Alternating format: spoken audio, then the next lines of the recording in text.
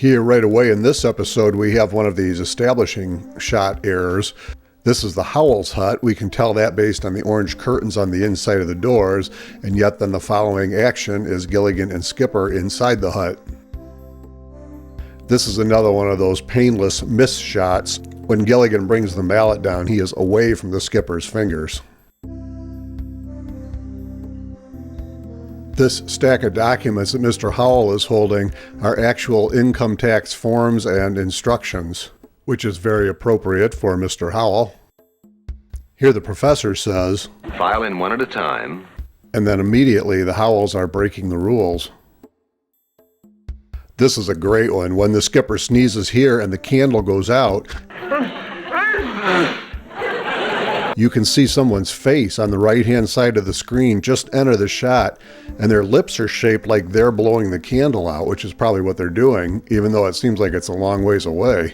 But the flame does blow to the left, which would indicate it's coming from the right where that face is. They hid the string pretty well on this pulling up of the skipper's hat. All you can really see is a tiny bit of the hat pulling up just before it leaves his head, but I don't see the string. I know there's always a lot of talk about all the clothes that Ginger and the Howells had, but I wondered why the professor had pajamas on a 3-hour tour. Au revoir, my dear boy, is French for go sleep at a hotel. Au revoir actually means goodbye, so Mrs. Howell is being kind. And here we go again with the exterior shot of the Howells hut and the orange curtains, with action of the skipper inside the Skipper and Gilligan's hut. They must have had a lot of stock shots of these various huts and just randomly cut them in when they needed an establishing shot of a hut. You can imagine I had to find a couple things wrong with this checkers game.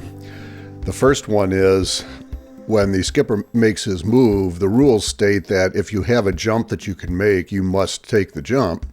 And right here is one he should have taken. And secondly, when Gilligan makes his jump, he's fine going toward the skipper, but that checker is not crowned, therefore he cannot jump backward until he's crowned, so he would need to stop at the skipper's edge, be crowned, and then in his next turn could continue with his jumps. Down here on the left, as the camera pulls away, we see either a crew person or equipment shadow on the table. It looks like a boom shadow near the end.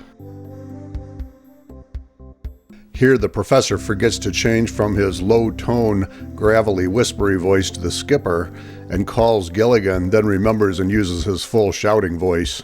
Let's get him over here. Gilligan! Gilligan!